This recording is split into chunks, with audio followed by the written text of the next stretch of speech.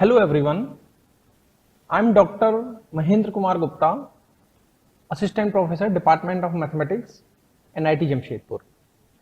So today I will deliver a talk on the topic of observer design for semi-linear descriptor systems.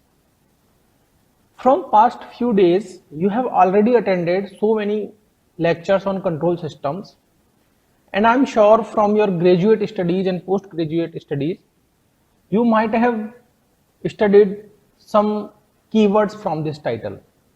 One is observer design and semi-linear systems. I'm sure about you have heard about and you have studied about these terminologies. It is possible that you are not aware about just one terminology, that is descriptor system. So in this talk, I will explain all the terminologies to you and relate all the terminologies to each other. Okay, so here we go. This is the objective of this lecture. In this lecture, we will only study about continuous time domain. So since you are not aware about descriptor systems, but you are aware about state space linear systems, so we will start with that. I will explain you few basics of state space linear systems, and then I will relate all the theory to semi-linear descriptor systems slowly. We will discuss all the directions where new research is possible. So apart from studying basic concepts, I will also tell you what are the new dimensions of research, in which direction we can go further. So there are several dimensions, but a detailed study will be done for types of nonlinearities. So I will explain you what kind of nonlinearities till now in the literature have been considered and what are the possible new nonlinearities that can be considered. All the results are explained on descriptor systems, but all the results are also applicable for state space systems. All the results are studied from mathematics point of view. So I'm a mathematician, I'm working in control theory. So whatever I will explain, whatever I have done, it is only from the point of view of mathematics. So I will present some theoretical results through theorems and proofs. It is possible that you are engineer, you are looking for applications, but in this talk, not much applications are given to you. So this is a new kind of thing. I will try to make it interesting for you. I understand that sometimes it is difficult to present a mathematical work. It is different to present proofs on a presentation. But we will study it in steps so that it is understandable to you. So this is the outline of my talk. In first part, I will explain about control systems and state space representation. So initially we will derive results for state space representation. Then I will explain the research work that is done on nonlinear descriptor systems. So there are several kind of nonlinearity considered one by one. So initially I will explain you Lipschitz kind of nonlinearity, then monotone nonlinearity, then nonlinearity satisfying incremental quadratic constant, and what are the future works possible in this direction. Okay. So this is the system description. First we will study about linear control systems state space representation. So this is the most fundamental thing. I am starting with this because I am sure that you have studied it. So let us revise your concepts. Let us do it what the initial theory says about control systems, and then we will see how it is so relevant to the latest research. So if you understand the basic theory very well, I'm sure you will be able to understand the latest research works. So this is the mathematical model for linear control system. Linear control system is given by system 1, 1A and 1B. So 1A is called dynamical equation and 1B is called output equation. So this is the system description. X is state, U is control input, Y is output, and A, B, C are matrices of appropriate dimensions. Now what is a state? States are the minimum number of variables by which we can know all about the systems. So we can say that states are responsible to drive a system. Control is the control input variable. So it is variable of time. This is the value that we provide to the system. So there are two factors in it. One is that it is known to us, and second thing is that we can control it. So we can increase the quantity, we can decrease the quantity, and of course, since we are providing it to the system, it is known to us. Then we will go to output.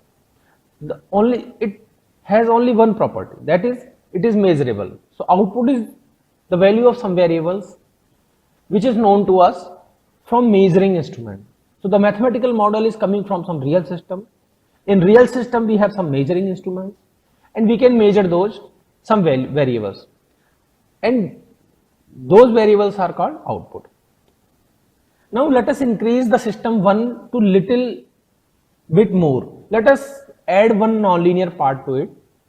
So then this system is called nonlinear systems, and then we can say that nonlinear, since it is not completely nonlinear because there is a linear part attached to it, ax plus bu, this is also a, so for simplicity we can call it semi-linear descriptive system, because it is some kind of linearity is there and some kind of non-linearity is there. Okay, so in literature various kind of non-linearity is considered. One is that you will see here that I have taken nonlinear function f as a function of x and function of t. So I have taken two variables in it, but in some papers you will find it function of u and y, somewhere it is only function of u, and somewhere it is function of only x. So you can see that the nonlinearity form that we are considering here, fx hxt, is the most generalized one. Why? Because u is also a function of t, so we can convert it to a function of t. Y is also a function of t, right? So these things doesn't add anything to the expression. Okay, now I will come to the several output forms that are considered in the literature. In some literatures you will find y equal to cx plus du. So I will explain why this y equal to cx plus du is not different than the given form, that is y equal to cx.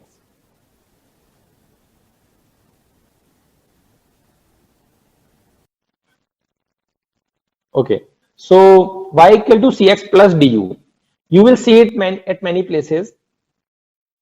This is equivalent to 2b. 2b we can say, or we can say 1b, because see, it is important to note again that y equal to cx plus du. Okay, so we will keep all the known information one side and all the unknown information one side. So y is known to us, u is known to us. So we are taking known information one side. So we write it yt minus dut equal to cx, and then we give a new notation to yt minus dut. So we are giving a new notation, capital Yt equal to cx. So what I mean to say is that this yt equal to cxt plus dut can be written in the simpler form where there is no term including, which is taking ut. This is what I mean here. So this is the description of system. It is, I told you that it is very important to understand, take a very good mathematical model so that you can deal with it perfectly. Okay, so now I will tell you just a word. I will explain just one word, that is feedback. What is the meaning of feedback in control systems? So look here, this is the control system. It is written control system state variables xi. So this is a system. Something is happening here. It can be a mechanical system, it can be electrical system, robotic system. So there are several kind of control systems. Control systems are almost everywhere. They are in economics, biology. Okay, so what is going out here? Going out is output. So output is information that you can measure. From output, you are using this output information to put it back. So there are control in variables which you provide to the system. So there is a control input and there is a output. Generally systems are in this form. When there is a control input, there are some control variables. They enter in the control system and there is some output. But we call it feedback system when information of output is used to decide new control variables. So we see here that we are using output and then these output is going into a controlling device, and then from controlling device we are getting new control variables. So in this way output is being used to control system. So we call it feedback. In daily life also we said feedback. We provide some services to you and then you give some like your remarks to that, then it is feedback. So feedback is what? Something is coming out, and if it comes back to you, we call it feedback. So we can relate it in that way. Okay. So next, knowledge of states are important. It is important to note that. Let's come to previous slide. Let's see this linear control system 1. In this system, what is known to us and what is unknown to us, let us keep it one side. So known information is what? U is known because it is input, Y is known because we can measure, and A, B, and C are matrices. They are known to us. They are from mathematical model, so we know that. Only there is just one variable, one kind of variable vector which is unknown to us, that is X. Now it is unknown to us and it is very important for us to measure, to know it. How to know it? That is a problem. But it is not possible to measure all the state variables because we may not have sufficient measuring instrument. Measuring some states might be very costly. It is possible. So what we do? We estimate the states with the help of one more dynamical system which is called an observer for the given system. So for one given system, one control system, we design one more mathematical model which produces the estimated state of the original system, and we call it observer.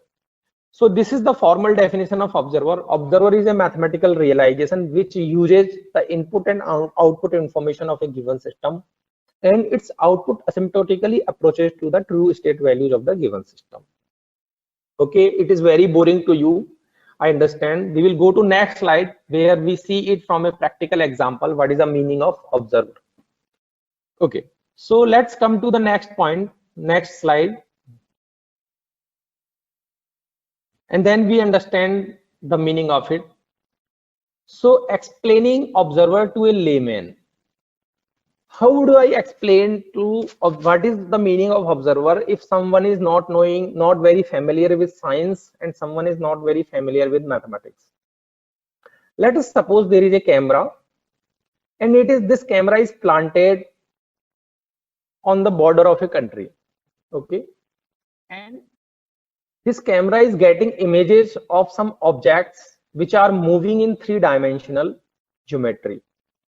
So something is coming from outside which is 3-dimensional, which is moving in 3-dimensional, and there is a camera fixed on it on the border, and it is getting images and videos. So what is our purpose? Our purpose is to identify the exact location of the moving object so that we can target it and we can destroy it. It might be dangerous to us. So what is the target? So what is the problem? Problem is to locate the object exactly. So for locating object exactly, we must be knowing all the 3-dimensional coordinates of it. Fine. So this is the problem. And what we have from camera? From camera we have images and videos which are 2-dimensional only. We understand it, right? Images and videos are 2-dimensional, and the place of the object in images and videos is also 2-dimensional, but we understand that it is relatable to the exact location, right?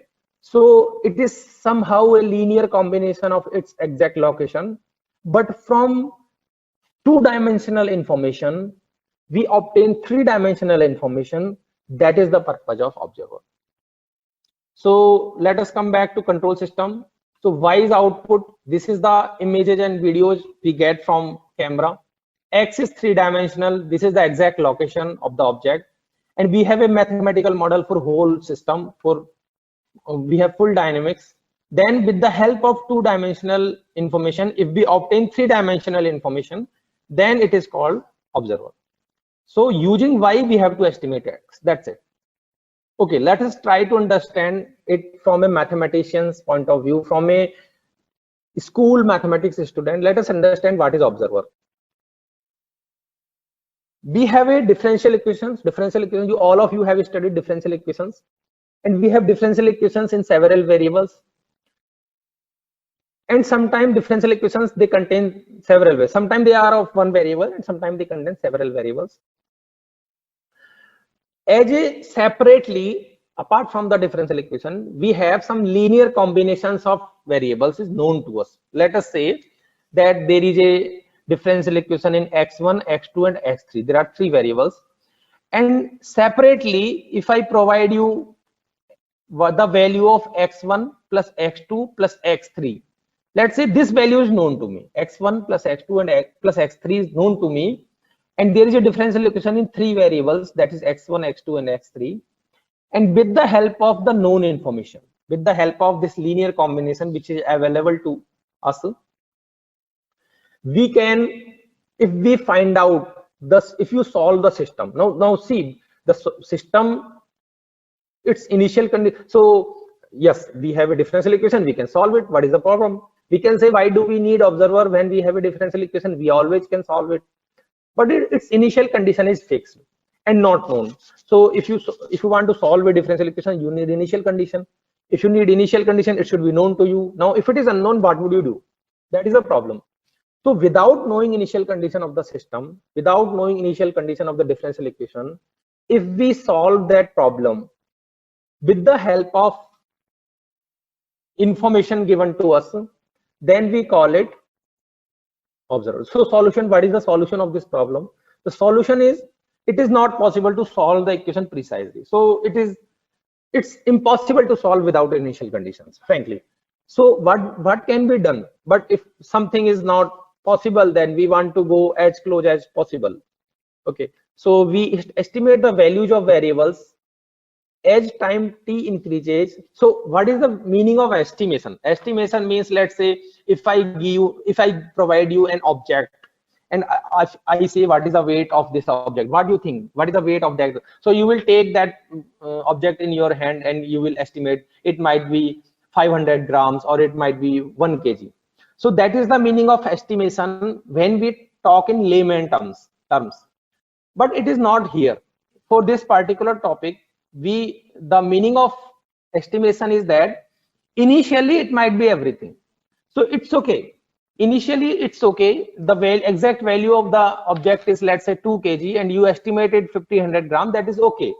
But as time increases, if you keep doing that process, then it should be closer and closer and closer. So the estimation, your estimation should approach to the true values, real values of the unknown variable as time increases. That is the meaning of estimation here. So that is the difference between estimation in layman terms and estimation in this observer theory. Okay, so this is the control system. Now we understand the problem finally in exact mathematical terms. We will understand it. Okay, so linear control system is given to you. This is, you might have seen it several times, of course. Then this is the observer. So this observer you have proposed randomly. So you have written z dot equal to nz plus n1u plus l2y and x hat equal to rz plus m1y plus m2u. This observer you have proposed, and problem is to design the coefficient matrices of the observer. So you have to design matrices. You have to solve the problem, solve the matrices n, l1, l2, r, m1, m2, so that your purpose is fulfilled. What is your purpose? Purpose is x hat, that is the estimated state. This is what we are getting as an output from observer. It should approach to real values, it should approach to real x, as t goes to infinity, means time goes to infinity, for arbitrary initial conditions. So this is important here, that for you solve original system for any initial condition. You solve, see, if you look at observer, it is also a differential equation. It is not different than control system. The formation of control system and the formation of observer is almost same. See, every time, everything that is used here, that is also used here. Here Z are states, here X is a state. That is the only difference. There is one dynamic equation, there is one output equation. So this is one more mathematical model. So you have to design matrices, you have to solve the matrices so that X estimated state should approach to true state as time goes to infinity for arbitrary initial conditions of X0 and Z0. Fine. So this is something very different that we don't study in schools in differential equation theory. In differential equation theory, we know if we have initial condition, we can solve it. If we don't have initial condition, we cannot solve it. Or we solve it for arbitrary initial condition, right? We keep it x0 so that we can keep any vector here. But what will happen if system model is coming from a real system, from a practical application? Then you cannot give it arbitrary initial condition, because arbitrary initial conditions are fixed for that system. Okay, so if you have any doubt, you can write me in comment box till now, or you can interrupt me. You are free to interrupt me, and you can note down my slide number. Slide number is appearing at the right bottom corner, so you can note down the slide number also, and you can ask me in the last of the presentation. So whatever you want, you can do. I want to make it a interactive session, and of course you are free to type in chat box, and I will reply you directly your doubts. So now we come to the order of the observer. So now this is very important factor, that Z, so let's say X is 3-dimensional. Let's say X is 5-dimensional. Okay, then Z might be 5-dimensional, or it might be 2-dimensional, or it might be 3-dimensional. So we understand it from engineering point of view that solving a system of 5-dimensional is very tough. It is very costly. Its computational cost is very high. While we solve a differential equation of only 2 order, then its computational cost is very low. Because when you talk about real systems, there are some real systems which are having very extremely high number of variables. So if you solve, you can solve, of course you can solve some problems on pen and paper, but when you go to real life and when time is too much, then you need high performance computing, and then it matters to you whether it is 2-dimensional or 5-dimensional. So dimension of Z is, see, if let's look at these both equations. One is dynamic equation of observer, and another one is output equation of observer. So only dynamical equation is differential equation. The second equation is just algebraic equation. So algebraic equations, they are not costly to the system. You can easily calculate algebraic equation. But when you solve a differential equation, it is very costly. So dimension of observer is very important. It is always a tendency of researchers to reduce dimensions as much as possible for the same work, right? So the efficiency should not be reduced, and the work should be the same exactly, and the dimension should be as low as possible, so that it becomes less costly. So this is the main idea behind observer. So I have explained from layman perspective, then I have explained from a school mathematics perspective, and then finally a mathematical problem we have understood. Okay, so let's see from the beginning, which I'm sure that you have seen it many times in your books and you have already studied it. So we will relate this problem to latest research going on in this direction, so that you will easily understand. So this is the control system. We have already seen it. Now we have proposed a form of observer, and this form of observer is very simple. It is the most simplest observer which we study in graduate engineering books. So what we do here, instead of making 2 equations, only just one equation is there, that is differential equation. X hat dot equal to Ax hat. So here A and B are same matrices, and there is one matrix K, we call it feedback matrix, and Y is output that is known to us, and Y hat is estimated output.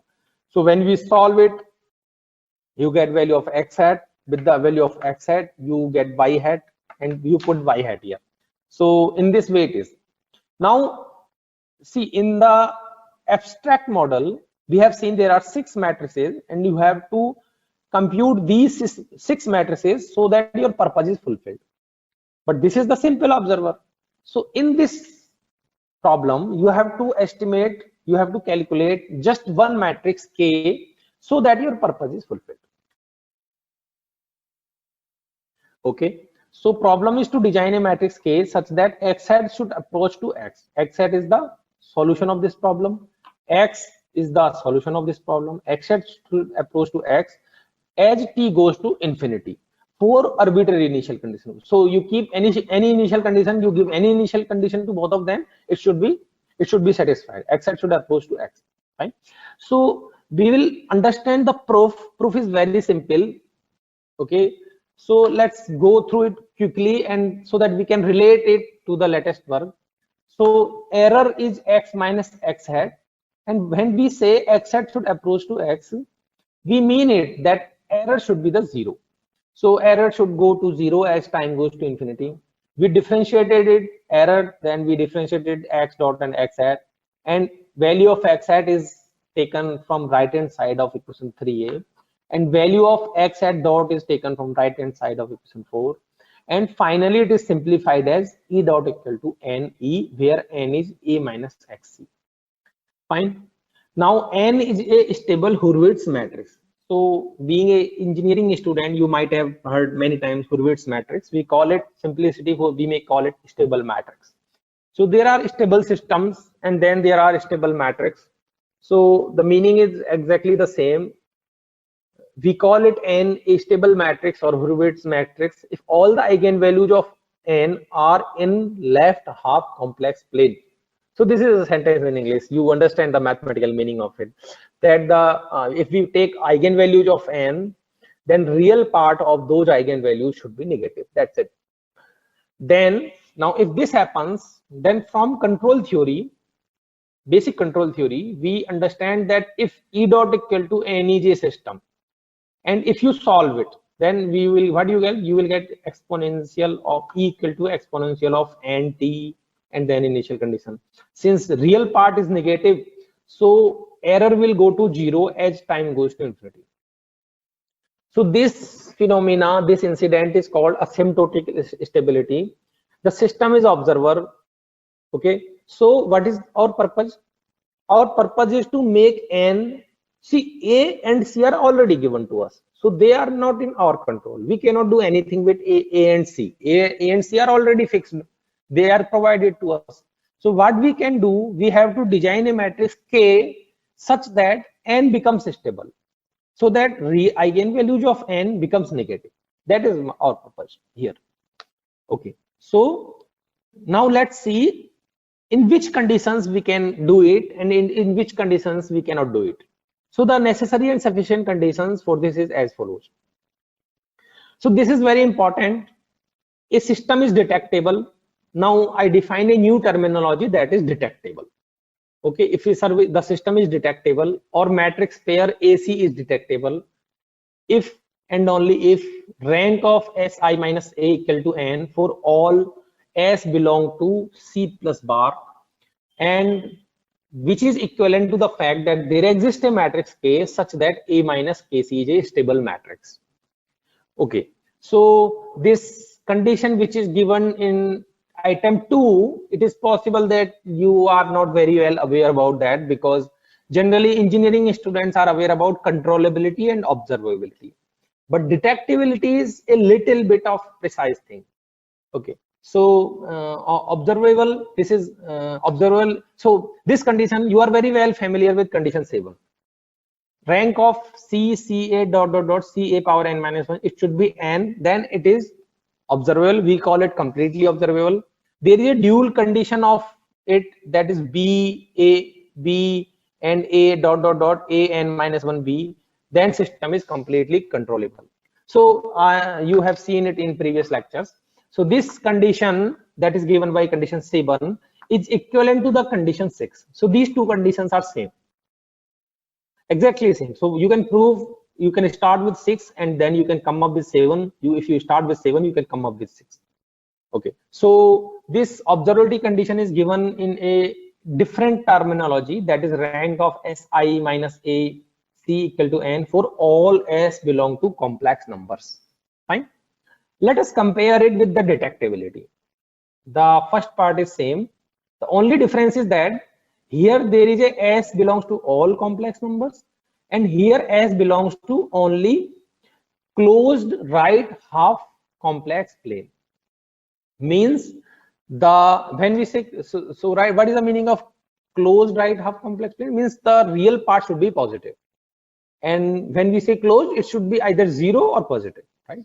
So in detectability, we take complex numbers only when the real part is either positive or 0, and for observability, we take complex numbers, each complex number.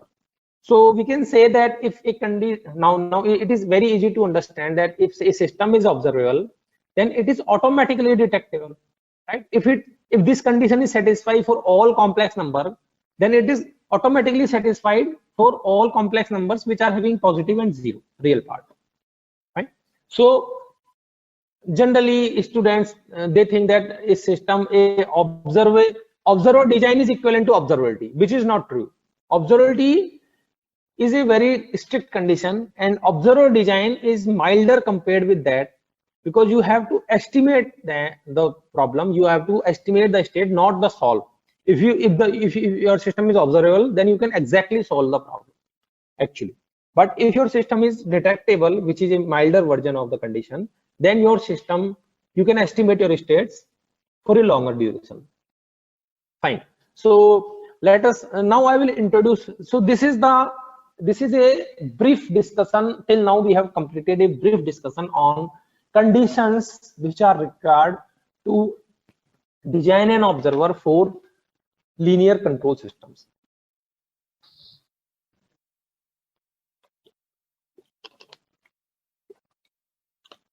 Okay. So now I will introduce you one more important thing, which is very important in control theory. Recently, a lot of work is being done with the help of that. Okay, okay. The last line of the slide is not visible. It is common for all. No, it is not common for all. I'm sure in next slide it is not in that way. I don't know how it is. I didn't notice this line. Fine.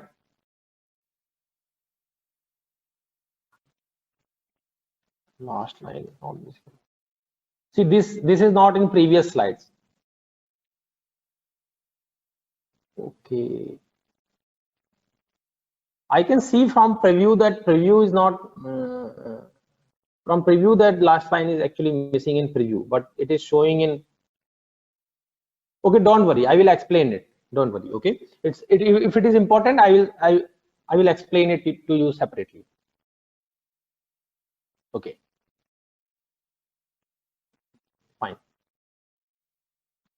Too many text is given to just one slide, so they are overloaded. Fine. So LMI. Now I will come to LMI. LMI is linear matrix inequality. Linear matrix inequality is very important for control systems, and a lot of work is going on with the help of LMI. A lot of problems are converted to LMI because LMIs are easily solvable in MATLAB. That is the purpose. So if you transform a problem in the form of LMI, it will be easy for you to solve that problem. So how to design K? Till now we have seen that in which conditions we can design an observer, but we have not gone through how to find out this K so that N becomes stable. So let us see matrix pair AC is detectable. So there is a theorem. I'm putting a lighter version of the theorem. The theorem is actually more strict if you go to textbook. N is stable. N is any matrix. It is stable. A stable means I have already told you it's Hurwitz. N is stable if and only if there exists a P greater than 0. When I say a matrix is greater than 0, what does it mean? it is very easy for real numbers, it should be positive. But when I say it for matrix, it means that it should be positive definite. And mostly positive definite itself include symmetry. So when I say a P is greater than 0, it means it is symmetric matrix as well as it is positive definite matrix. Similarly, on the other hand, similarly in the opposite direction, if it is less than 0, it is negative definite and it is of course symmetric. Fine. So you know, you understand it, that if it is positive definite, all the eigenvalues are positive and all the principal leading principal minors are positive. So there are various ways to solve that problem, whether to check whether a matrix is positive definite or not. Okay, so n is stable if and only if there exists a matrix P greater than 0 such that Pn plus n transpose P. So why we do this Pn plus n transpose P? Because n is not symmetric, so we have to keep it transpose here. P is symmetric, so we don't need to put transpose here. Now this whole matrix Pn plus n transpose P, it becomes symmetric automatically. It is less than 0, means it is negative definite. Okay, so this is just a theorem. It is not very useful to us, but the conclusion of this theorem is very useful to us. Matrix pair AC is detectable if and only if the following linear matrix inequality is solvable for P greater than 0. Now what we did, actually the value of n is known to me, the in form of expression, value of n is a minus kc. So in this theorem's statement, we substituted a minus kc at the place of n. Fine. So the statement becomes in this way. It is given by equation 8, Pa minus k bar. So what is k bar actually? Now I will tell k bar equal to pk, because when you multiply p with a, it becomes pa. Then you multiply p with kc, so it becomes pkc. So it becomes, so you can merge pk and you can write it k bar, so that it becomes linear. Fine. Why I'm calling it linear? Because the unknowns are in linear form. It's unknown matrices should be in the linear form. So what are unknown matrices? There are two unknown matrices. One is k bar and one is p. So they should be linear. Then only I call linear matrix inequality. And in MATLAB, you cannot solve non-linear matrix inequality. You can only solve linear matrix inequality. So whatever the problem you pose, you have to convert it to a matrix inequality, and then you have to make it linear. Then only you can solve it in various programs. Okay, so if this LMI is solvable, so if you put this LMI in MATLAB, if you put the value of A and C, these two values you have to put, the MATLAB will produce K, of course first K bar, and then it will produce K, and then you can design your observer. So that is the main purpose. Now, why there is a purpose for explaining this LMI to you? The purpose is that we will relate this LMI to nonlinear problems, because pole placement technique is not convertible to nonlinear problems, but LMI technique is luckily it is convertible to nonlinear problems. So that's why LMIs are more important to us. Okay. So far we have discussed very basic things about linear control systems. We call it state space representation, or we call it normal systems. And what we have seen the observer design for them, is simplest form of observer design for that. And what are the necessary conditions? There is just exactly one necessary condition, that the system should be detectable. If it is detectable, we can design an observer. Several kinds of observers are designed for this normal system. And if you propose a new technique, it is always publishable. They always attract new methodologies. Okay, now we will come to our main topic, which is descriptor system. So there is nothing much difference. Descriptor systems, they are popularly known as singular systems, and they are known as differential algebraic equations. Differential algebraic equations, it is for mathematicians. It contains its meaning that this is the combination of differential equations as well as algebraic equations. So it is very simple to understand. Now this control system you have seen already, except this matrix E. So rest of the things are same. Everything you have seen, x dot equal to ax plus bu, y equal to cx, that you have seen already. Only we are putting here E, it makes it descriptor system. Now E cannot be non-singular, because E, if E is non-singular, it is easy for you to take E in the right hand side part. You will multiply the equation with E inverse and E will go to right hand part, and then everything is very smooth for us. We can all, there are several results, we can apply those results and everything is good. Okay, so E must be singular, that's it. Okay, so the descriptions are, as we have already seen, X are state, Y is a control input, Y is the output, U is control input, and matrices are known to us. There is just one more matrix, that is E. Now this system, it gives us liberty to make it rectangular form. Rectangular form means, see, we see here the dimension of E and A is m by n. It is not n by n. So if it is n by n, E should be singular. If it is rectangular, if number of variables and number of equations are not same, then every kind of system is called descriptor system. Because if E is a rectangular matrix, rectangular means the number of rows and number of columns are not equivalent, then we call it rectangular. If number of rows and number of columns are equivalent, they are same, then we call it a square matrix. Okay, so we see conditions which are required to design an observer here. So there are two conditions. One is impulse observability, second is detectability.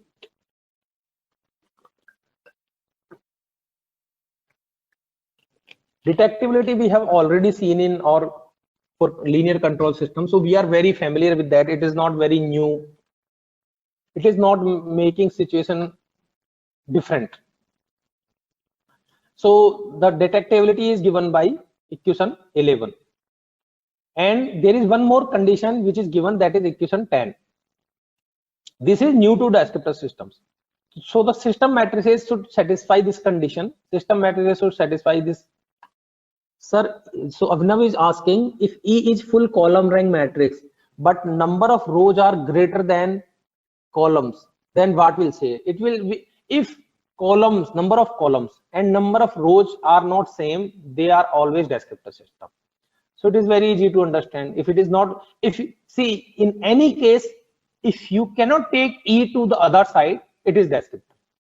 Whether it is rectangular, whether it is singular, it is descriptor system, right? If it is possible to move the E to other side, then it becomes normal system. It becomes state space representation. That's it. Okay, so these are two conditions. These two conditions should be satisfied by the system to design an observer. Okay, so let's move to the next. So this is the descriptor form of observer of system, and then this is the observer form which is proposed by us. And problem is to design matrices of matrices. What are the matrices? N bar, B, L bar, R, and M. These are the matrices. We have to construct these matrices so that the output should approach to original state value as t goes to infinity for all initial conditions f0 and all initial conditions of z0. This presentation, this talk is not about linear systems, so we are just going roughly through that. Okay, so there is one more thing that is introduced in the literature, which is called unknown inputs. So there are some inputs, we know that inputs are always known. I told you that. But there are certain kinds of variable which are affecting to the system, but which is not known due to some reason, due to any reason. Some variables are not known. We call them unknown input. Now, what will happen if unknown inputs are also affecting the system? They are in the dynamical part, they are in the output part. What will happen in that case? So these kind of systems are also considered in linear system theory. So a similar observer is designed. You can see that even if the control system is of descriptor form, observer is generally taken as normal form. Observer is generally taken as state space form, because it is easy to deal with state space form. So if it is possible that we can design an observer of the state space form, why would we go to descriptor form? It is already difficult, right? So we are here in science, in mathematics, we are here to make things simple. So we will not be unnecessarily, we will not complicate them. Okay, so in literature, unknown inputs are also known as disturbances and faults. So you might have attended or you will attend some lectures on fault estimation, fault diagnosis. So which means that there are some variables which are affecting to the system, and you have to know the value of those systems. So we call it disturbances, we call it faults. Okay, now we will come to the point that a research is done in which direction. So this is the very well introduction, though we have published several few papers on linear descriptor system and unknown input problem. But if we move forward, in which directions we can move forward now? So the directions are the required conditions on the given system operators. So this is one direction. So you will say that there is a descriptor system and there is an observer. It is already done by so many authors. What can we do now? So see, the objective is simple in this part, that two conditions are assumed on the system, condition 10 and condition 11. These two conditions are assumed on the system. If anyhow you can dilute these conditions, you can relax these conditions, you can take some conditions which are milder than 10 and 11, then your work will become very important, because there will be some problems, there will be some models which cannot satisfy 10 and 11, but they will satisfy your condition, so that you can design an observer for them, right? So in literature, initially very strict condition was used, then mostly, so till now, so far, no one can dilute 11. 11 is very strict. We can see that a similar condition for normal systems also, detectability, here also, descriptor system theory also, no one can dilute 11. It is proved that you cannot dilute it, you cannot relax it. Only the researchers are working to relax 10, if it is possible to relax 10. So researchers are initially they have taken very tough conditions, then they came to 10, then a lot of work is done on 10, then now some researchers are proving that even 10 is not necessary, there is a simpler version of this condition is being studied. So if you work in this direction, you can do some new work.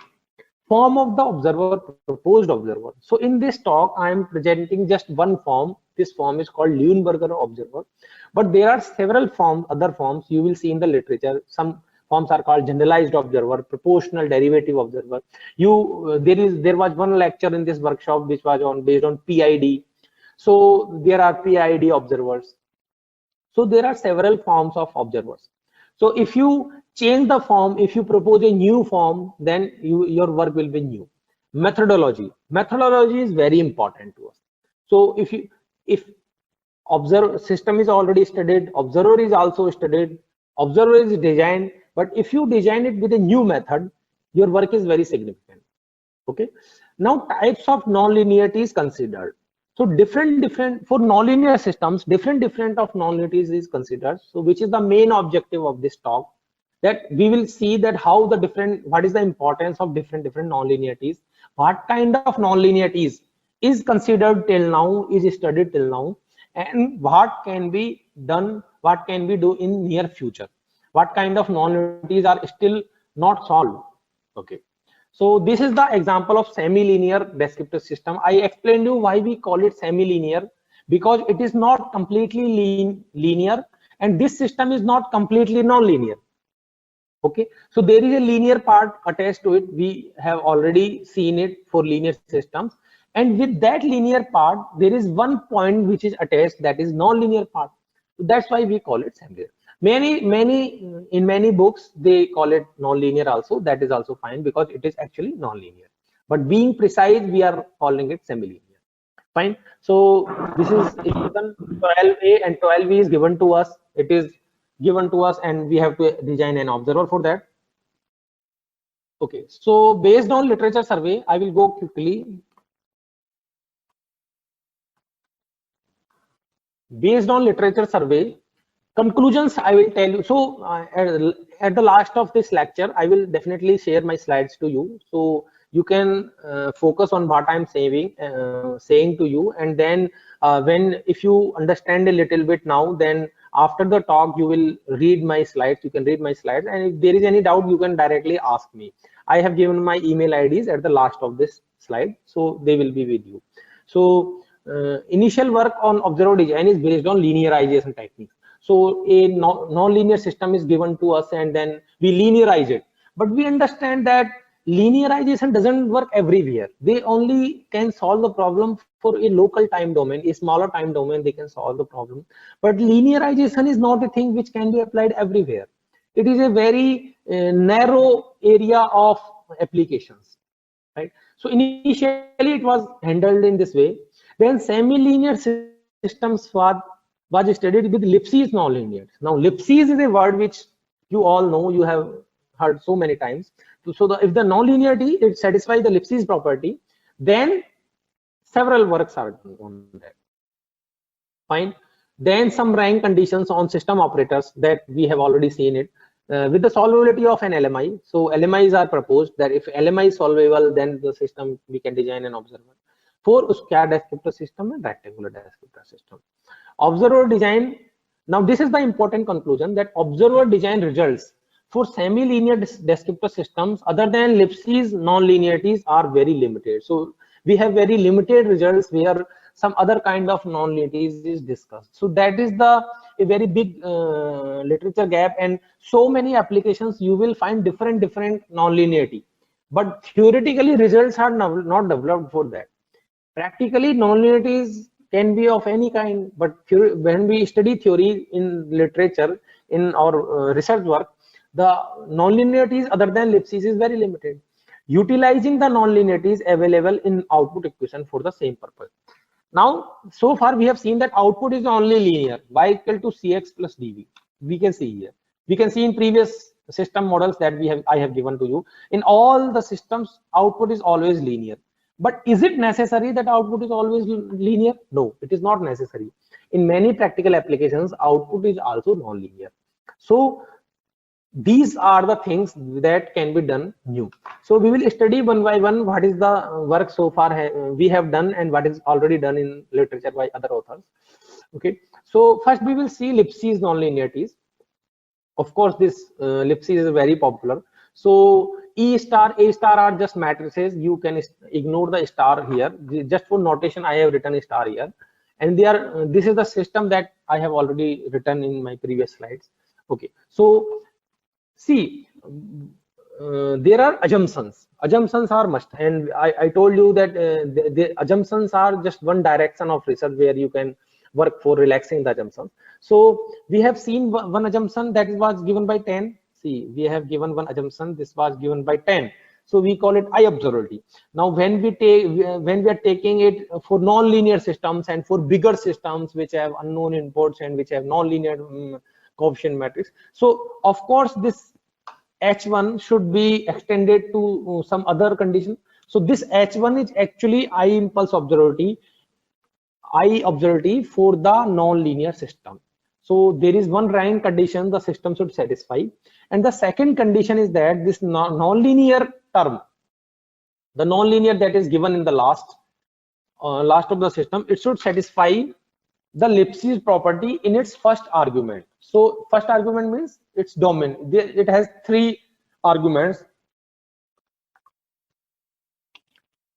One is hx, one is u, and one is t. So it should be Lipschitz in hx. So the Lipschitz mathematical description of Lipschitz is given by inequality 14. If you see 14, it is actually Lipschitz property. Fine. Okay. So now we go to next slide. So this is one way of doing research. You consider a system and then you simplify it to a version which can be observed very easily, which can be looked very easily, which can be analyzed very easily with simpler conditions. So that is one way of doing research. So we have taken a system and system 13, and with the help of non-singular matrices, we converted the original system to system 15. System 15 have 3 parts, in which output itself is having 2 parts. One is containing unknown input, another one is not containing unknown input, that is the main advantage of this decomposition. So we have taken H1. Now H1 is also simplified to a simpler version. So the H1 condition that is satisfied by 13, it is also simplified to a version by H1.1. Okay, so H1.1 is the system 15 satisfy H1. Now we will design an observer for 15 because 15 is same as previous system. Now this is the model that we are proposing here. Model. So when you read a lot of literature, you get this experience that how to propose a model. Then only you can start with, and when you process it, you will get to know what kind of changes you should make in the model. So that is a gradual process. You cannot it's very difficult to explain it that why we have proposed an observer of only this form. So initially you propose any form, you develop the technique, and then you will see what kind of changes you have to make in the model. Okay, so again there are two parts, first part and second part of the problem of the observer. The output x hat should approach to original state value, that is the problem. You have to design other matrices in the for that. Okay, so the theorem is given in this way. So I will skip the proof of the theorem. I will just state the theorem. If the original system is satisfying assumption H1 and H2 for the original system, then system 16 is the observer that we are proposing. 16 is an observer for system 13 if the following LMI, linear matrix inequality, has a solution for p greater than 0 and k tilde. Now see, this is so beautiful that is this kind of, we are not now at this stage we are not unaware about this kind of statement, because this kind of statement we have already seen for linear control systems. Now let's look back to that slide. Look back to that slide where linear control, we have applied this LMI technique to linear control systems. What it says that if this LMI 8 is solvable for p greater than 0 and k bar, then we can design an observer. Now we will come to non-linear descriptor system, which is actually a research problem, and we get a similar result that if this LMI, which is bigger LMI, more number of matrices are there, more variables are there, if this LMI has a solution for p greater than 0 and k tilde, then we can design an observer. The only difference is that it has two additional assumptions, that is H1 and H2. While for linear control systems, while for state space assumptions, there was just one condition which was given in terms of LMI. Fine. So this is the theorem. So this I have given title and in which journal it is published. It is published in International Journal of Applicational and Computational Mathematics, Springer. So if you are interested, you can of course download it and read it with detail, so that proofs are given in the paper. Okay, so order of the observer, again we have made reduced order observer, and order of the observer is also given in this terminology of directly in terms of system matrices. Okay, now we come to the application part. Maybe it is very smooth to you, it will become. So this Lorentz chaotic system we have considered, and this in this consider we have applied it for secure communication purpose. So there is a variable s that we have to information, that is information signal, and we have to retrieve it without knowing the initial. So we will do it with the help of observer. So for this system 18, we can say this 18A to 18F, this system, we will design an observer for this system. Okay, these are the value of parameter. Value of parameter will be taken in the way so that the chaotic behavior of the system will remain as it is. So we cannot give value to parameters so that the chaotic behavior will not be there. So this is the strange attractor for the system. That mathematical model is given in 18 in the table. So these are the simulation results. Now I will explain the observer design theory one more time with the help of simulation results. So what is happening here? The red line is true state. So the original system, we have solved the original system with any initial condition, and we have solved the observer for any different initial condition arbitrarily. And you can see that the blue dotted line, blue dashed line is following red line after some time. So initially in all four states, you will see that as t is 0, near to t is 0, there is a difference between estimated and true. But as time increases, the difference is removed and both of them are merged together. So that is the importance here. So this is the meaning of observer. So in observer theory, it doesn't matter how far is it initially. The only condition is that it should satisfy the condition that as time increases, the estimated state should approach to the true state. Now, it is possible after 10 seconds, it is possible after 100 seconds, or later time. That's okay. That's completely okay. As t goes to infinity, it should approach. That is the only condition. So convergence is not a kind of thing which is very important here. In this area, it look like many people, they ask questions about convergence and all. But the main important thing is that can we design an observer for a system? If we design, what kind of system is considered, what kind of conditions you are taking on the system, and then what is the methodology. These are the only directions which are important here. Okay, so this is a different work. The title is Observer Design for Descriptive Systems with Monotone Nonlinearities. Now we will come to a different kind of nonlinearity, that is monotone nonlinearity. Okay, again a similar system is considered, except the nonlinear form, because here the nonlinear form will satisfy a different condition. Okay, so let's see here. Again, there is a rank condition, this same H1. The H1 is also given in previous slide, we have seen. So this is the rank condition. This is exactly same for the both of the problems. Now H2 is entirely different. In that condition, that problem where we studied Lipschitz kind of conditions, H2 was satisfying, nonlinearity was satisfying a condition which is called as Lipschitz condition. Now here nonlinearity F is satisfying a condition which is called as monotone, generalized monotone.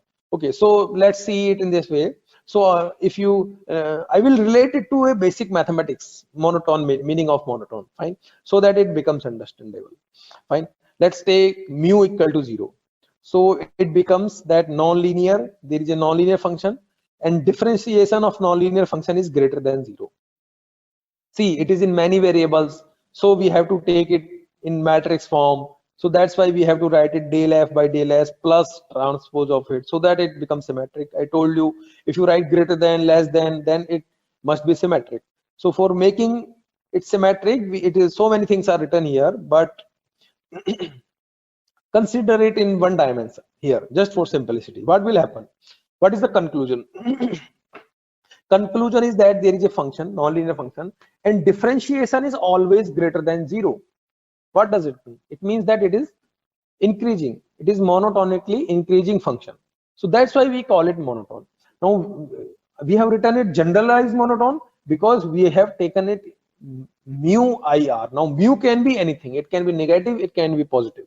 So the results will be diverted to a different direction, but still it should satisfy this property that is given by this kind of inequality. Okay, so these are the conditions that are assumed on the system. Finally, system is converted to a equivalent form, which is simpler form. Then assumption is also converted to a simpler form. Then observer is proposed, a similar kind of observer is proposed, and then a similar kind of LMI is given to us. Now the proof of LMI and the proof of establishment of observer is entirely different. It is not as same as LMI. It is not same as that what we have done in previous work, that is Lipschitz kind of nonlinearities. The monotone, the work that is done for monotone is entirely different. But you see, you can observe a similarity in the statement of theorems. You can see a similarity in assumptions. Of course, they are not exactly same, but there is a relation between them. You can relate it to that. So it makes it different, little bit beautiful. Okay, so again we are saying, we are proposing an LMI that suppose the assumption H1 and H2 holds for the original system 19, then the system 30, then this system there is some referencing problem, inconsistencies are there in the slide, so I will correct it.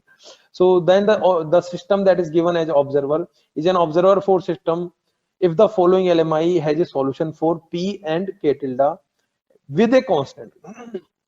Now see, there is a small difference, which is very important difference here, between the LMI appearing here and between the LMI appearing in Lipschitz kind of nullity.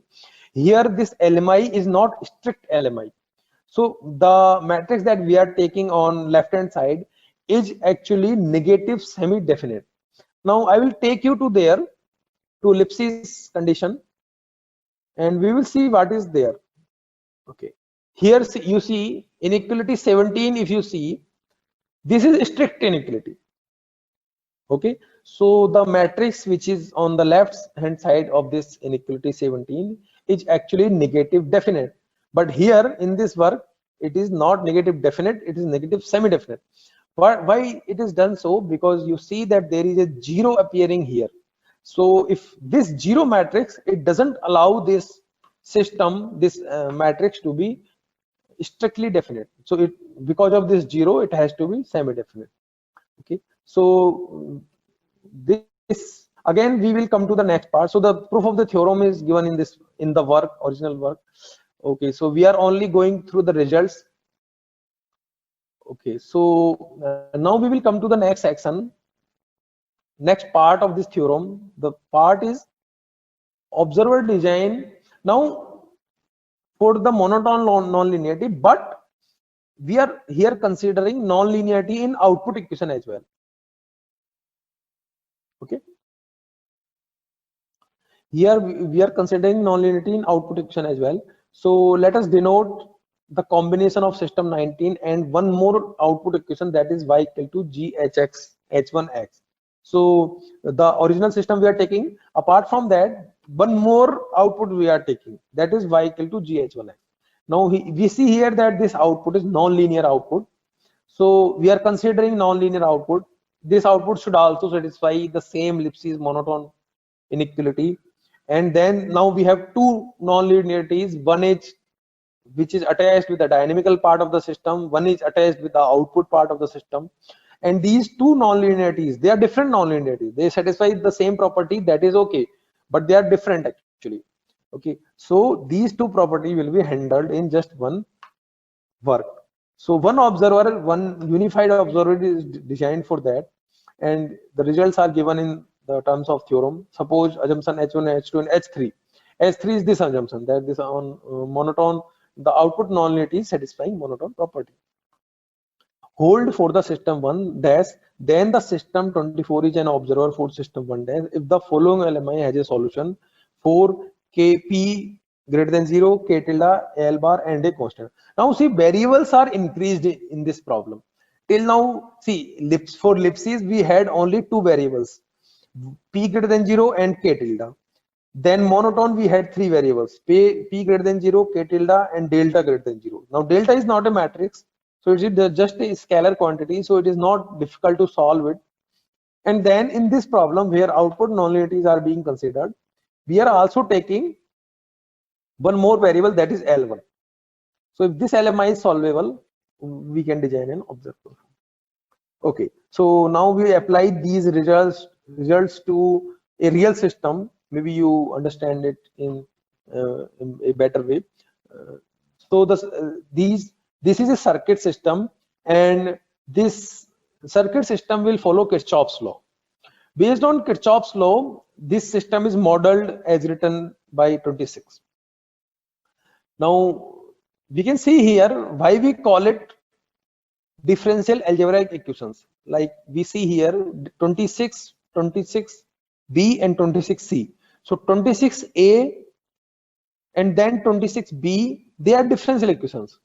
So we see that a differentiation is being in these 26a and 26b, but in 26c there is no differentiation. So this is a algebraic equation that is given to us within the system. It is not output equation, it is within the system. So that's why we call it differential algebraic equations. Right? So the system description is given here. We have converted this system in matrix format as written below. For simulation purpose, some value of parameters is being taken. Okay, so we design an observer for that, and then these are the results. Like I explained you in previous plots that red line is showing true state, blue dotted line is showing estimated state, and initially red line and blue dotted line is very far, but as time increases it should approach. So we are getting our desired results in this way. Fine. Okay, so if you have any doubt, you can ask me till now. So after a break, small break, we will go to one more work which we have done very recently, just before 3-4 months, and it is also communicated. So if you have any doubt, please ask. Yeah, if you have any doubt, you can directly unmute yourself and ask to our speaker, or you can also put it in the comments, the chat box. Yes. Can you provide a tutorial paper for this kind of work? Okay, so I would like to be specific little bit. Like, are you interested in state space representation, or you are interested in descriptor form? Like, so there are different directions, because many researchers, they only work on state space representation. Descriptor system is a very narrow area of where very less number of people are. Descriptor system. Okay, fine. So yes.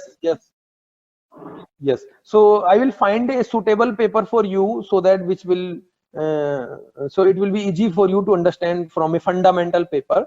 So in the last of this slide, I have given my email IDs. So you write to me, and in reply, I will send a tutorial video. I have to look for that. Sir, what is star in equation 25, sir? What is star in Actually, equation 20? yes, I told you star is just a notation. It doesn't mean anything. It is just a matrix. Okay, let me explain it to you one more time. Okay, so you are talking about these stars, right? Okay, you are This talking one, about sir. these Oh, stars. star in Okay, so 25 these equation. stars, 25 equation, Not star, sir. 25. Okay, this is star. Okay, fine. Okay, good, great. Good question. Okay, so I will tell you, because this matrix is a symmetric matrix. Since this matrix is a symmetric matrix, so at this place, what will happen? It will be the transpose of this part. So first star, it denotes actually, okay, the first star, it denotes this D transpose T naught transpose P plus H R ka whole transpose. So its whole transpose, it denotes that. Did you get it? Yes, sir. Yes, sir. Hello? Yes, sir. Okay. Yes, So sir. you Yes, have to sir. understand it in this way that, okay, great. So you have to understand that it is a symmetric matrix. So a symmetric version of that part is there, because if I write whole matrix here, it will not, it will occupy all the place, and maybe it will go beyond the borders. So in research papers also, only star one part, in one part matrix is written, and in another part star is written, so that you relate it to that. Okay, so I will answer some, there are few more questions. I'm very happy with that. I will answer one by one. Tutorial of any state space model for non-linear system. Good. So please write to me whatever your query is there. My email IDs are given at the last. So please write to me, and I will definitely provide you the study material which will fulfill your problem. Discrete state space, yes, there are problems on discrete state space, and everything is interesting in this area. Abhinav, sir, I have same question which I asked earlier, that we have E matrix as left inverse, then also is it descriptor system or no? No, you cannot use left inverse here. It's not possible. See, let's say that AX equal to B. Let me write in this way. Let's say you have a system AX equal to B. Now, if you multiply it with left inverse, the system is not same. Some problems are solved in this way, but if you multiply everything with left inverse, then the system will not remain same. System will change a lot. So no, you cannot do that. Other than LMI, is there any other techniques? So far for non-linear systems, unfortunately, no.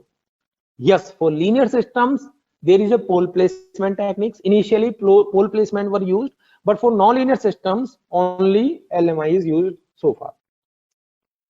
Any more questions?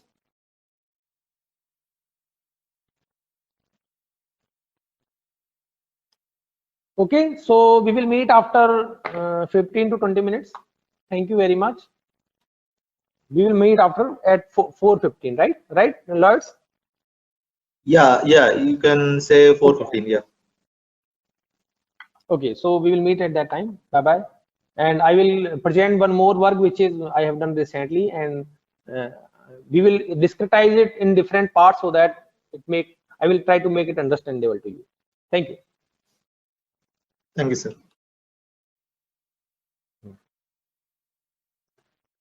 This conference will now be recorded. Okay, so I'm starting from the point where I left. So we were studying about non-linear system, non-linearities, different non-linearities we have seen, and then we were seeing observer design for different systems, and we are studying descriptive systems here. Now our main objective, the direction that we have chosen for this talk is discussing non-linearities. What is the importance of non-linearities? How to tackle different non-linearities? And if you want to do some new research in this direction, you can think about someday different kind of non-linearity, which is not discussed in previous literature, and then you can work on that. Okay. So in new work, now we are considering in this part of this talk, the second part, we are talking about non-linearities. They are satisfying incremental quadratic constraint. Now, what is incremental quadratic constraint? What is the meaning of it? That I'm going to discuss here. But it is very important compared with other non-linearities that also we are going to see. So this semi-linear descriptor systems we are considering this form. So again 27A, you are familiar with 27A. Okay, one is linear part, a non-linear part is attached to that. The non-linear part should satisfy some condition that we will see in next slide, and we are considering non-linear output. Okay, so in this work, three different types of outputs are discussed. One is linear output, one is non-linear output but decoupled form. Decoupled form means linear output is separated, non-linear output is separated. The output which is entirely non-linear is separated with the output which is entirely linear. And then we are studying output in semi-linear form. We have linear part and non-linear part are attached to each other. So different non-linearities in output is also considered in this work. So whatever we will study here, we will relate it to the state space representation so that it becomes easy for you to relate and understand. Okay. So this is the definition of incremental quadratic constraint. We will first see the definition of incremental multiplier matrix, IMM. So this is already defined in the literature, so I have given citation for that. A symmetric matrix M is an incremental matrix multiplier matrix for a nonlinearity fxt if it satisfies the following inequality in its first argument for all x and t. So this is the inequality form is given to us. So this inequality, we can see it is not a matrix. Finally, it will not be in a matrix form, because this part will be a single vector, and again this part will also be a single vector. And see, a vectors transpose, let's say let's take x transpose. Now if I take x transpose ax, it doesn't make it matrix. It will be a single scalar quantity. So here it look like a matrix, but it's not a matrix. It's a vector. So 28, the left hand part of 28, it is non-negative. If there is a matrix, if there is such a matrix which satisfy the condition 28 with respect to this non-linearity, then we call it. Then this matrix is called incremental multiplier matrix, and this constraint that is given by 28, this is called incremental quadratic constraint. So in this work, we are studying a problem where nonlinearity is satisfying 28, and there exists a matrix M for that. Okay. So the above type of nonlinearities is a generalization of many other nonlinearities. The following table provides notes on this fact. So in next slide, in this table, we see that there are so many nonlinearities. They are discussed. So many researchers have done works in so many nonlinearities. And the non-linearity that we are seeing here, that is given by delta QC. Delta QC is the notation for incremental quadratic constant. It contains everything. So I told you, if you want to do some new research, you should consider a system which is a generalization of previous systems, so that you can address to a broader class of applications, so that more problems you can solve. So this is the how the research is done. So you have to choose a direction which is more general, so that you can say that we have solved a problem which is more general, which is appearing mostly in the practical applications. Okay, so Lipschitz nonlinearity. Lipschitz nonlinearity is satisfying this property. This is given in the table of second column of the table. Mathematically, this is satisfying this property. And there are some literatures where the work is dedicated to only this kind of nonlinearity. So Gupta et al. 7 and 6, in these papers, the work is dedicated only to Lipschitz nonlinearity. But if you calculate its IMM, then its IMM is given in the third column of the table. So we can find an IMM matrix for that kind of nonlinearity. And this technique that we are going to study right now, it can be applied to all other papers. So all other examples we can take, like Lipschitz nonlinearity, one-sided Lipschitz nonlinearity, monotone nonlinearity. Two things we have studied in this talk, Lipschitz and monotone. But other are one-sided Lipschitz, generalized monotone that we have seen, quadratic inequality. So respective literature is given in the last column. If you see in the that literature, if you see in those papers, the work is done only for this particular kind of nonlinearity. And then we are presenting a work which contains everything, all of this work. Okay, so any positive scaling of IMM matrix is also an IMM matrix. Means if you do any positive scaling like these IMM matrix, if you multiply it with some positive number, then you will get also, again the second matrix will also be IMM matrix. Okay. So next, we will go to next slide now. So this is the importance of this work. Now, we have seen that whatever system we are taking, one rank condition should be satisfied on that system. So now our system is satisfying this rank condition. This rank condition is given by 29.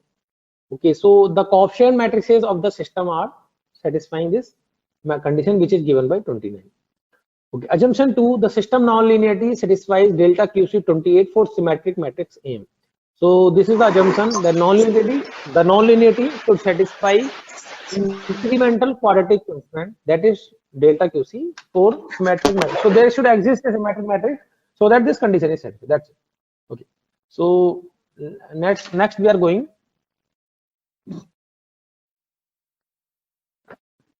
Now, as we have done previously, the system with the help of non-singular matrices, system is converted to a simpler form of the system, where there are output equation is divided in two parts. One part contains unknown input, the second part does not contain unknown input.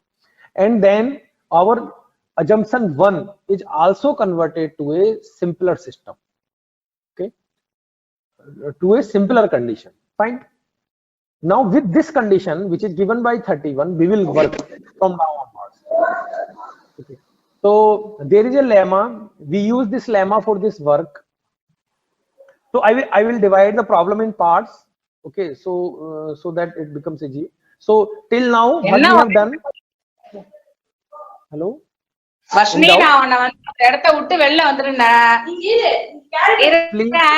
எந்த பிரச்சனை வேணாலும் நீரா பொறுப்பு நான் சொல்லுவேன். ஏன்னா நீ அங்க இருக்காத, அங்க போயிடுன்ட்டேன். இல்ல நீ அங்க போ. Please mute yourself if you are not asking any. வச்சாச்சுல விட. வச்சாச்சு. அவ வச்சு.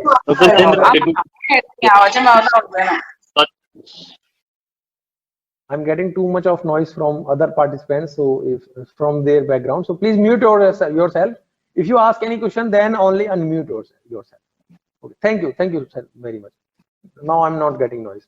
So what we have done, so there is a pattern in all the works. What is the pattern? System is taken, some assumptions are taken, and then system is converted to a simpler form, then assumptions are converted to a simpler form, and then we start establishing aerodynamics. So this is the work that I will explain in details with proofs, so that all the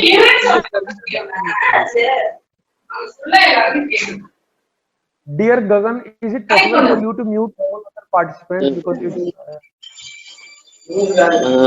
Yeah, I'm just looking for it, that who has unmuted this.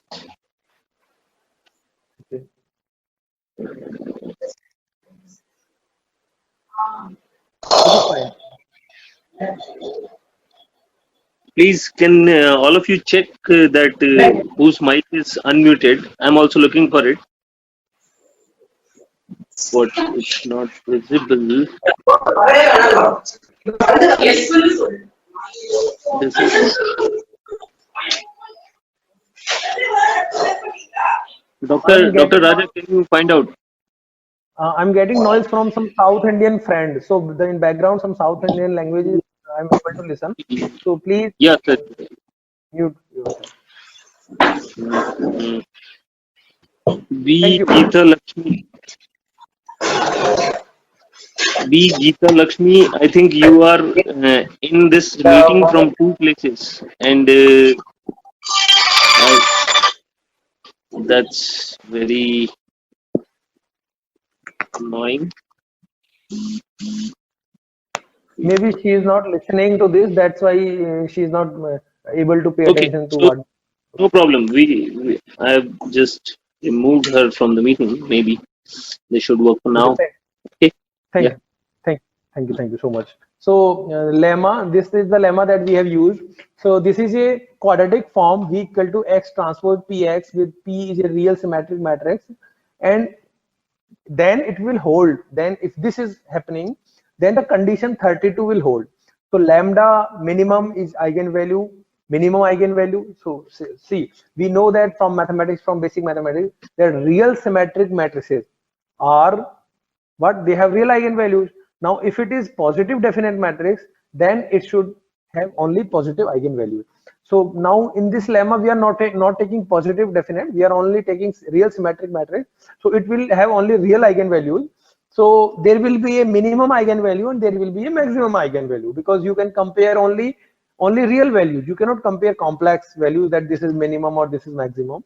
Okay, so comparison is done for real eigenvalues.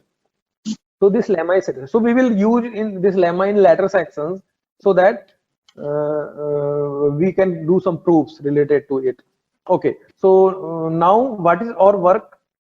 See, the system is converted to a simpler form, but still you see 30A. You notice 30A.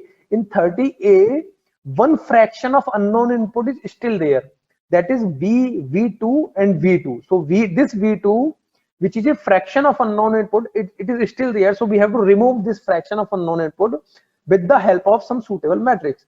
So we are taking a full row rank matrix T0 such that T0 V2 equal to 0. So it must be there, right? So there must be a left null matrix with respect to VV2, so that T0 VV2 is 0. Then if it happens, then from previous assumption, from this assumption 31, if you multiply this matrix, left hand matrix with T0, you will get this condition 33. So 33 you will get it. Okay, so there exists R and M such that RM and RM. So what does it mean? What is the meaning of 33? The meaning of equation 33 is that the matrix that is denoted by sigma, capital sigma, is full column rank matrix. It means it is full column rank matrix. So since it is full column rank matrix, what is the meaning of full column rank matrix? It means that the number of columns in this matrix and the rank of this matrix is same. That is the meaning of full column rank. So it is full column rank, and since it is full column rank, there exists a left inverse for that. Okay, so we all know about matrix inverses. We know about if there is a non-singular matrix, then there will be inverse of that. But as a generalization, there are left inverses and there are right inverses. So it is possible that for some matrices, there is not any exact inverse. Then it is possible that there are left inverses and then there are right inverses. So this matrix is having left inverse because it is in full column rank. So its left inverse is written as R and M. So there are blocks R and M and its left inverse, so that we multiply sigma, capital sigma, with left inverse and we get identity matrix. Wherever in the presentation you see I, it denotes identity matrix. Okay, so this is kind of mathematics notations which maybe some engineers may be not familiar with that. Okay, so I stand for identity matrix all the time without any mentioning of it. Or equivalently, so we have now expanded it, sigma it again, and then we have written it again, and a general solution can be found to that. So it is very easy to find a left inverse, and left inverse is written in this form. So it's a result of some mathematical theorem for that. So finally, R and M are solved in the form of equation 36. Okay, let's come back to the system. Okay, let's go back to observer part. Fine. So this is the form of observer that we have proposed. Okay, so there are several matrices, and the problem is to design all the matrices.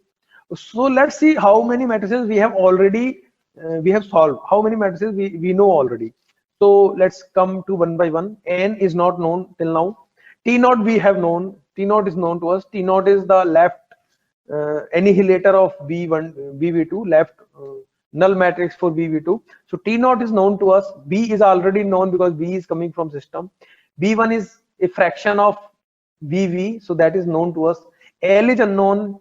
T naught is unknown. LF is unknown. R and M are known. So in this step, in slide number 30, we solved R and M. So R and M are known to us, right?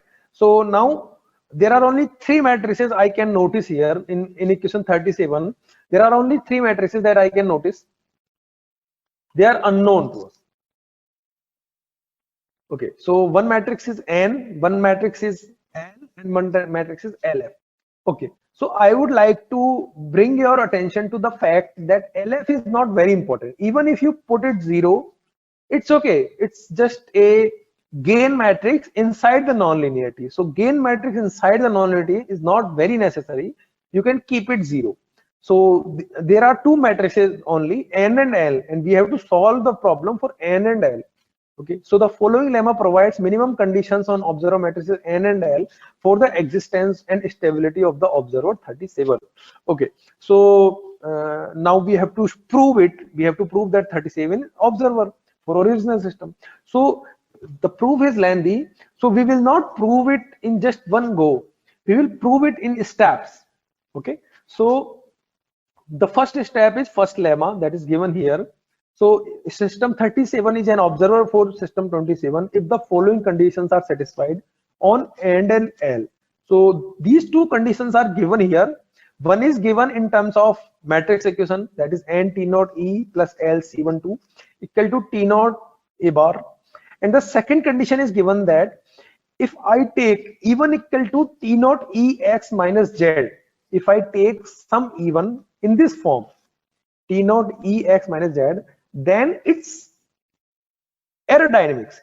So there is error dynamics with respect to this E1, and its error dynamics, that is E1 dot equal to N E1 plus T naught D delta F. It is asymptotically stable. You know what is the meaning of asymptotically stable. You already know that if a system is asymptotically stable, then its state should go to 0 as t goes to infinity. Okay, so instead of going through just one go, we have the first problem. We have divided the problem in one part, first part. So first part says that if it is possible for you to construct a matrix equation and such that they satisfy the this condition 1, which is given by item 1, and if this error dynamics is anyhow asymptotically stable, we don't care about that how you do it. So then it is possible that 37 is an observer for this. Okay, so first we will prove that Now, how to solve n and d, n and l? That is the next problem. So we will solve that. That how to find out values of n and l. That we will solve in the next theorem. But here we are saying, here we are, what is the actually importance of this lemma? Here we are saying that if anyhow from anywhere n and l we are able to get n and l matrices so that these two conditions are satisfied, then 37 is an observer for original system. That is our meaning here. Okay, so let's say let's go to next slide. So we first established error dynamics. I told you this is how research is in this direction is done. You have so first there is a system, you simplify the system, then you make observer for that, you propose observer for that, then you establish error dynamics for that, you prove that error dynamics is asymptotically stable. If you are not able to do it, then you convert, you make certain modification in the proposal of the observer. Okay, during the process, during the proving that error dynamics is asymptotically stable, you have to show, you have to also give how to construct those matrices. Okay. Okay, so error dynamics will produce us finally equation 38, which is given in terms of equal to R even. Okay, so now E equal to R even. Even is some other vector. Even is some different vector. E is error, and even is this vector, that is TEX minus Z. Right? Now even if even will go to 0, what is our purpose? Our purpose is that E should go to 0. That is our purpose. Now if even will go to 0, then it is multiplied by a matrix. A matrix is constant, so eventually E will also go 0. So now we have simplified the problem for so that even goes to 0. In this way we have simplified it. Okay, so we will construct dynamics of even. Dynamics of even says that even dot equal to, we have differentiated all the vectors E, x dot and z dot. Value of x dot we have kept it from the system. Value of z dot we have kept it from the observer. And finally the problem is converted in the form of 39. Okay, so 39 contains 3 parts. The first part is n even. N even, it's a linear part. Second part contains a coefficient matrix for x. It is a coefficient matrix. And third part contains nonlinearity. Okay, so delta f means the difference of function with respect to two different variables. That is the meaning of delta f. Okay, so now what is our first assumption? First assumption says that the system should satisfy, the n and l should satisfy the matrix, the condition that is given by item 1. So if this condition item 1 is satisfied, then this part will be the 0. So the middle part of equation 39 will be 0. And then finally we get error dynamics in the form of 40. Now item number 2 is saying that if 40 is satisfied, if 40 is asymptotically stable, then our work is done. If it is asymptotically stable, it means it will go to 0 as time goes to infinity. Since even will go to 0, finally error will go to 0 as time goes to infinity, and error will go to 0, it means x hat, that is the estimated state, will go to true state as time goes to infinity. So this lemma is proved in this way. Now what is the problem remaining for us? Problem remaining is that how to solve n and l so that these two conditions are satisfied. That is our main part of the theorem. This is how we construct. Now we will construct n and l. Okay, so we will construct n and l. So we have written what are our assumption. First, item 1 is written as 41, and unknown matrices are taken into one part separately. So n and l I have written here because these are unknown. Rest all matrices are known, so they have written on the right hand side, and then they are solved with the help of, as I have already explained, left inverse, right inverse, and all the in the form of general matrix solution. It is very easy for us to solve this. So n and l are known. Now in n and, so when you solve a matrix equation, so okay, let me make it very simple. If there is a algebraic problem ax equal to b, now if a is invertible, then you will take it to another side and you will get just unique solution. But if a is not invertible, it is possible either it is not solvable or it is infinitely solvable, right? There are two conditions.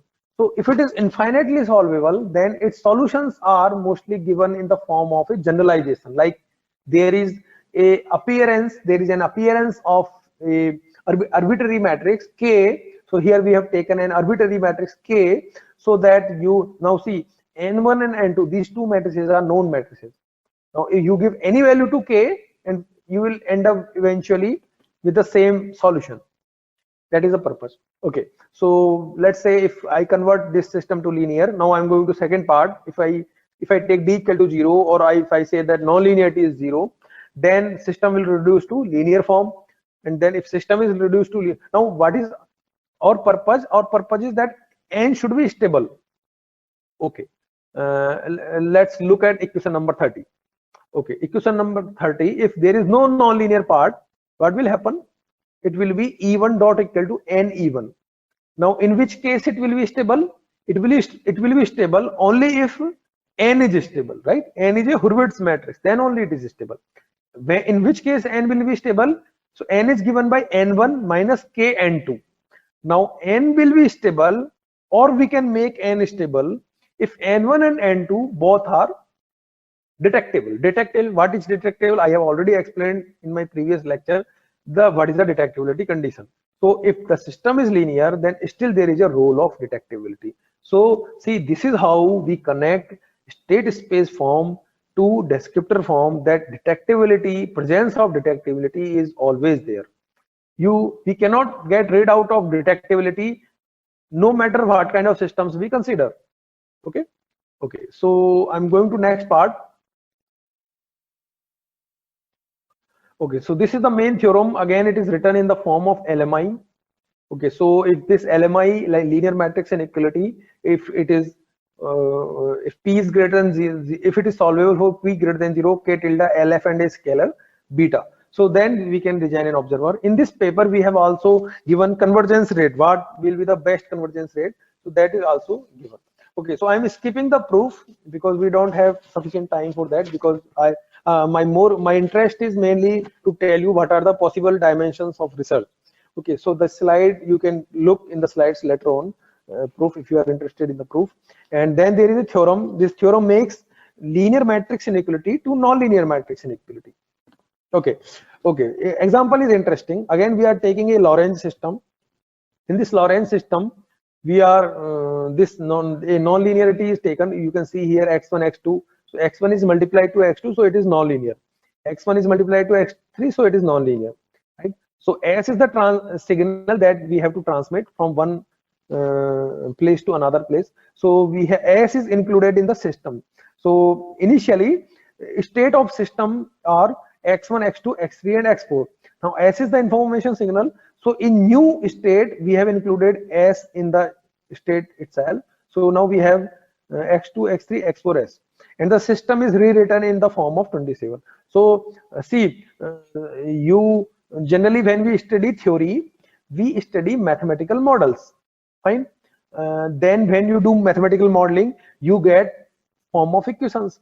So you have to convert those equations in a standard format so that you can look for that, right? Like when you will do some modeling, you will get equation number 1, equation number 2, equation number 3. So 4 or 5 equations, let's say you have got. Okay, so even for state space representation, you have to convert that set of equations in the form of x dot equal to ax plus bu, right? You have to convert, so that you have to write separately what is a and what is b and what is u here, so that you understand it, so that you can analyze whether it is controllable, whether it is observable, whether it is detectable, right? So the equations, they must be converted in the form of matrix. So this is the importance of matrix representation of things. What is S here? So Abhinav is asking what is S here. S is a signal that we have to transmit. So let me say it in form of mathematics. Fine. S is any variable. Okay, and we have to estimate it. Like we have to estimate at other states, we have to estimate S. But in this problem, where we are studying Lorentz systems in form of for secure communication, we are not interested in other variables. That is the only difference. In observer design, in general observer design, we are interested in all the variables, but for secure communication, we are not interested in all the variables. We are only interested in just one variable. That's it. Okay. So I'm moving next. So the problem is converted to matrix format, and then we have taken some value of parameter. Value of parameter is taken so that chaotic behavior of the system is retained. So chaosness will always be there in the system. Then this is the output that we have considered. Okay, so this is the linear output. So this result I am showing for linear output only. We have calculated IMM matrix for this. It is given by 75. And this signal we have taken is periodic signal. We have taken cos 0.5 pi t and sine 0.8 pi t minus 1, and observer matrix जो है that are calculated.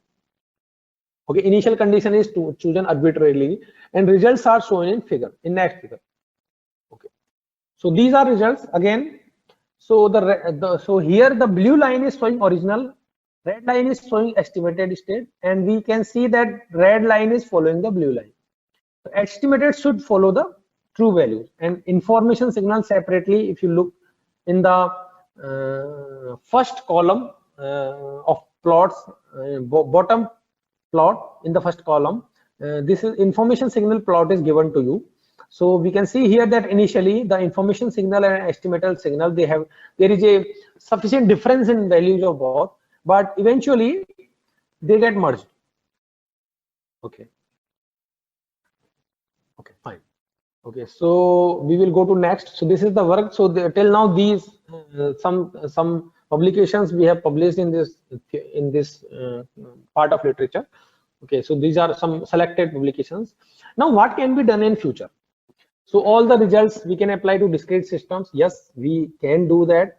Some research is done, some research is still being done. So if you study this continuous time domain paper, and if you want to do the same work for discrete time, you cannot apply it as it is. You have to make certain modifications for that. Like for stability is so obvious to us. We know that when you study stability in continuous time domain of a matrix, then the real part should be negative. And what will happen in discrete time domain? Its modulus should be less than 1. So this is how there are some differences for it. So similarly, you have to make certain changes in observer matrices and methodology, so that you can get some results for discrete time also. But that is one way of doing research, that you start with a paper. If you want to do work in discrete time, you start with a paper which is done on continuous time, and then you relate it for discrete time. Fine. So this is how you can do. To design and observe for discrete systems with non-linearities satisfying quadratic inequality and some other knowledge. So quadratic inequality I have explained in this comparison table. You can see that. So that there is not a sufficient work done on this direction. So you can design an observer for that kind of nonlinearity. To design observer for time varying systems. Okay, so friends, dealing with time varying system is very different. In our practical situation, most systems are time varying systems. Unfortunately, very rarely work is done in time varying systems. Working on time varying is very challenging, very interesting. So you must think of that. Some papers are there where they talk about in a time varying system on a smaller portion, but not very sufficient. The literature is not very sufficient for time varying. And finally, you all are engineers, most of you are engineers, so you have to implement the developed theory in the real life applications. So whatever the work is done in theory, you can always think about implementing them in real life. Okay, so so these are works that references that I have used in this presentation. Thank you friends. Thank you so much, students, teachers. My email IDs are given here. You can note down. You can note down it later on also. Please write to me for any query, any doubt. I am always available for you. Okay, if you want any references or any papers related to this material, or if you are already working in this, or you want some suggestion, I'm always there. I'm open for you. Without any agitation, please write to me. Okay, thank you for organizers for invited me this talk. I had wonderful time with you. Please ask me questions if you have any. Is there any questions that you want to directly ask our speaker?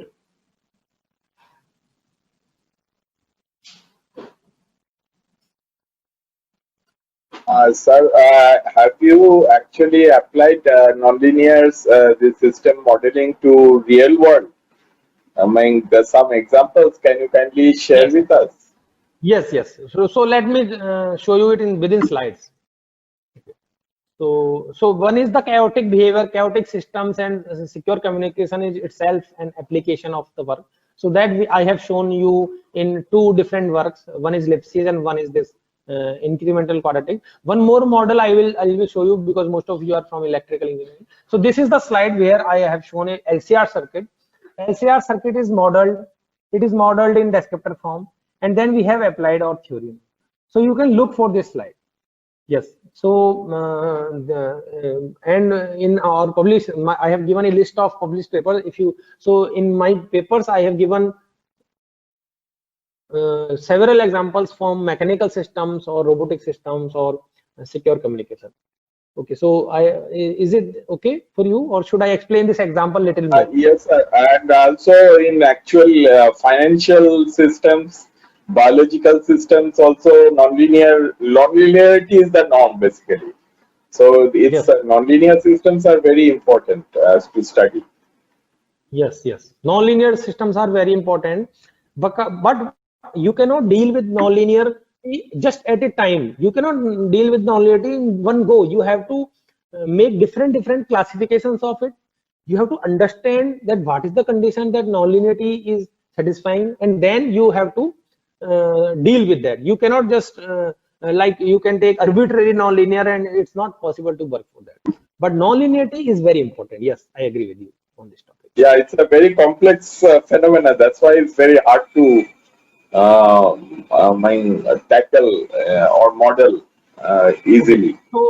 So the best way is that, like, as I explained you, there are several work is going on in state space, right? So you pick a paper where nonlinear work is done on state space theory, and whatever you are doing, like you are doing, it is possible that you are dealing with discrete system. It is possible that you are dealing with descriptor systems or some kind of kind. So you have to make a one-one relation with in these two works. So yes, if you think some novel idea, if you are very intuitive, if you have some novel idea, then it is great. If you don't have the idea, then you have to take the idea from other papers, of course. So from similar papers, you read it, you understand it, and you have to apply your own theory, your own knowledge to that. Okay. Okay, so I will come to the other questions. That was totally a new topic for me. Thank you, Abhishek. I hope that I have explained it well to you, and I hope that if there is any doubt, you can write to me. Anirudh is saying that can this observer theory be applied to non-smooth dynamical systems? Okay, so that's a good problem. That's a good future problem. I cannot say very surely that what kind of changes you have to make. Yes, but I think yes, you can do that. You have to think about it. So, but is there any particular meaning for non-smooth, or is it just you are addressing discrete systems?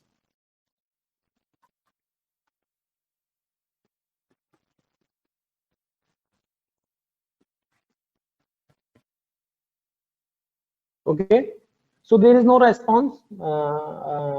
Thank you for asking question. Is there any doubt? Please ask me. Yeah, Anirudh, there was a follow-up question from sir. So Anirudh, are you talking about discrete system, or there are some different type of non-smooth system? This is what I want to ask.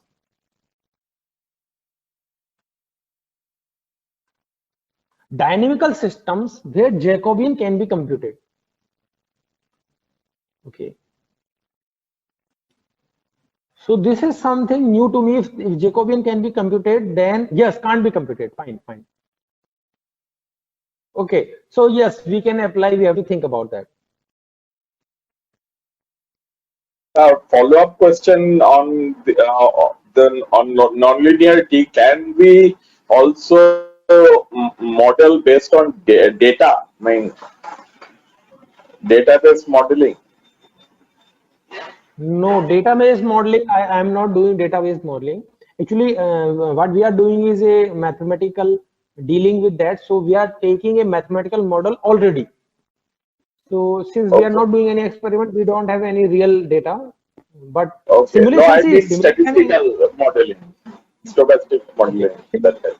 uh, that is a different thing. See, a simulation is a different thing. In simulation, you actually don't do any real thing, but you apply your theory to some real models. That's a different thing. Simulation is a different thing, and experimental, doing some experimental work is a different thing. So yes, we are applying our theory, but we are only applying through simulations. We are not doing any kind of experimental thing. And whatever we are doing, we are developing theory, introducing new theorems and proofs. So mathematicians point of view is that we are keeping on track. Okay. Thank you very much, sir. Thank you. So Are there any further queries? And if there are no further queries, then let us thank Dr. Mahindra Gupta for his valuable time and his patience and sharing his expertise with us. And I hope, Dr. Gupta, you you enjoyed discussing yes, with our participants, and I hope you will be available for us even in future. yes, thank you, Lords. Thank you very much. I enjoyed a lot. I really want to say you that this was my a good experience to deliver a lecture on this online platform. Thank you, Lords. Bye bye. Thank you very much, sir. Okay, bye bye. So, participants, this is the end of day 6. We will have our last and final day tomorrow, and that will be very exciting to see all your presentations and the projects that you have done. And we will be having 2 speakers tomorrow. Dr. Rahul will be taking the first session, and then the rest of the day will be handled by Dr. Abhinay Kumar Singh from IIT Indore. Thank you very much. See you tomorrow.